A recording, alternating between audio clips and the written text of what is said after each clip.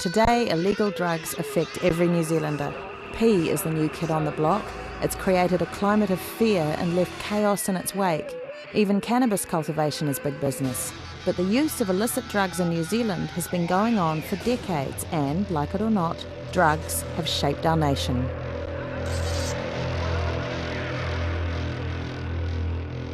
By 1970, New Zealanders were one of the highest consumers of LSD in the world. Celebrities were arrested and music banned, and it all started from a bit of pot smoking in the late 50s. It was a time when New Zealand was virgin territory when it came to illegal drugs. We drank beer and we smoked cigarettes, and that's all we did. But by 1960, the times were changing. Well, I was the first woman in New Zealand to be arrested and charged and convicted and sent to prison for having possession of marijuana. In 1959, marijuana was an unknown quantity, but Anna liked music, and the two went hand in hand. The first time I smoked marijuana was in the Mexicali club in Wellington. It was a dark, smoky, very atmospheric place with jazz music, live music. And I was invited to share the cigarette with a few other people. And I enjoyed it. I must admit I enjoyed it that first time. I liked the taste of it and I liked the smell of it. And it made the music sound wonderful. When I first started smoking marijuana, nobody even knew about it, to be honest with you. You know, there's no money in it. Everyone used to just go out in their backyards. We'd found a guy who was living in Sandringham and he used to roll joints and bring them down and hand around to all the guys in the nightclub, you see. I had no idea it was illegal. It's something so harmless. Couldn't possibly be illegal. In those days, for £1, you get a bottle of sherry and a joint, right? So that was a good night out for us. But it was still something I saved for the weekend. That was when you'd smoke a joint and go to a club and listen to a band, get really, really stoned. We'd go around to his house to buy it, and it was all hanging over the fence of his house. It was all just hanging over there. You could walk down the street and just pluck it off. I could buy a big brown paper bag full for £5. And just hand it around like lollies. I think it was that sort of generosity that brought me undone in the end. The police didn't know much about drugs either, dealing with only a few drug crimes a year. Undercover took on a whole new meaning. He was unshaven and shabby, dressed in old clothes, and he had tattoos on his hands, and he posed as a marijuana addict and cultivated my friendship. And he kept asking for marijuana. In the end, I gave him some.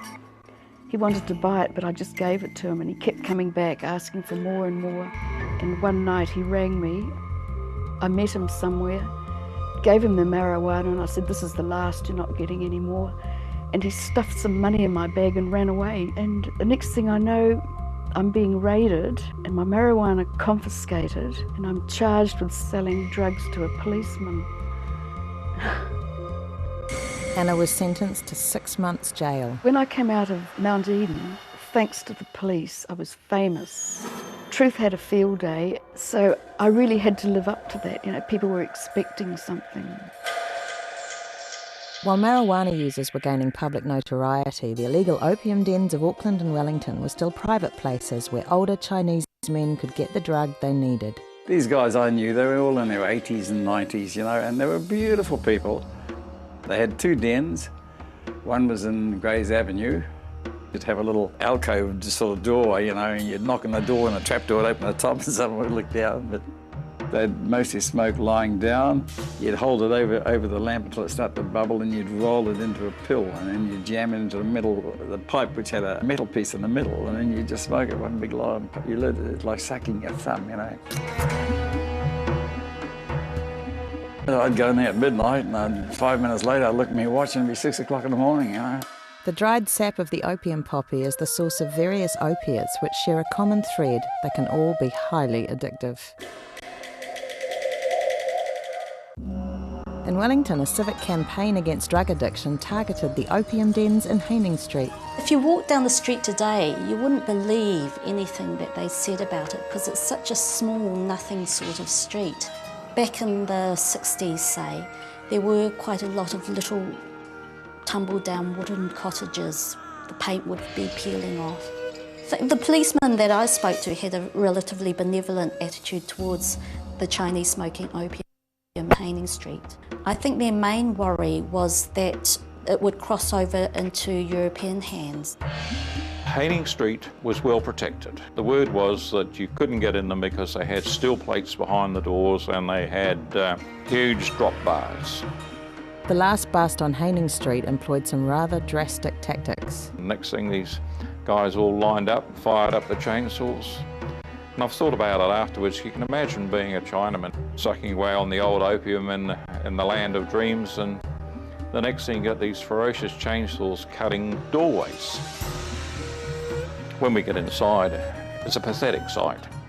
They're dirty, grungy, smelly, worse than the inside of any chicken house. Police arrested 30 men that night, and the Haining Street opium dens would never reopen. But once prisoners were in the cells, the police were alerted to the reality of addiction by an interpreter.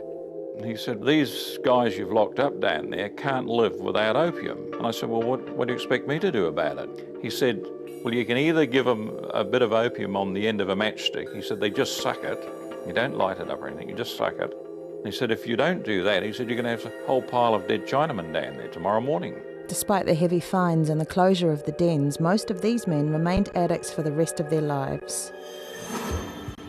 Although New Zealand's drug problem was relatively small, in 1965 a Wellington police officer was sent to the United States for training in drug enforcement. Canada and the United States is a good example where 93% of the addicts in those countries that are dealt with by the police had criminal convictions before they became addicted to drugs. I came back here and put a report in and was instructed to train the drug squads for the 4 main centres. Well, I think after Bob had travelled to the States and saw the problem they had there was no reason to believe that eventually it wasn't going to happen in New Zealand.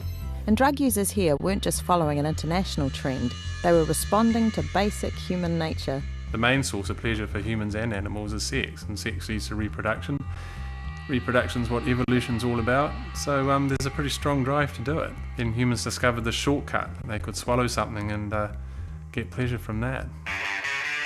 Sex, drugs and rock and roll was the mantra of the new generation. The children of the post-war baby boom didn't just want change, they wanted a full-blown revolution.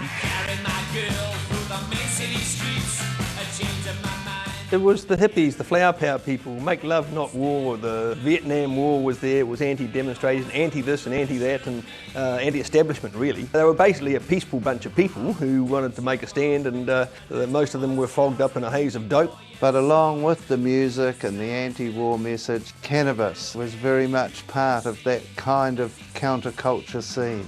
Simply by smoking cannabis, people thought they were rebelling. I mean, they're breaking the law, so at some level, of course, they were rebelling.